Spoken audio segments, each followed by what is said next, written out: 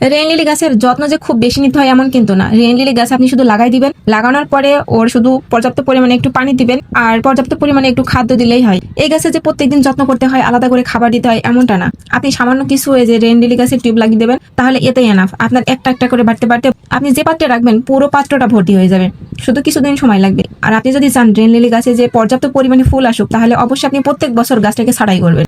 আর ভিতর থেকে কিছু গাছ সিজন শেষ হবে, কিছু গাছ আপনি কি করবেন, উঠাই দিবেন। উঠায়ে গাছটা একটু পাতলা করে দেবেন। পাতলা করে দেওয়ার পরে আপনি রেইন লিলি গাছের অল্প একটু খালি রাখবেন। খালি রাখার পরে আপনি গাছটা কি করবেন, কেটে দিবেন। যে পাতাগুলো আছে সেই পাতাগুলো আপনি কেটে দিবেন, কেটে সমান করে দিবেন। এতে করে গাছের গ্রোথ আরো ভালো হবে, আরো ঝোপালো হবে। আর সামনের বছরে যখন আবার ফুল দেবে, নতুন নতুন করে ফুল দেওয়া শুরু করবে, তখন না আপনার এই গাছে অনেক পরিমাণে ফুল আসবে। তবে আমার এই বছরে কম পরিমাণে ফুল দিছে, তার একটা কারণ আছে।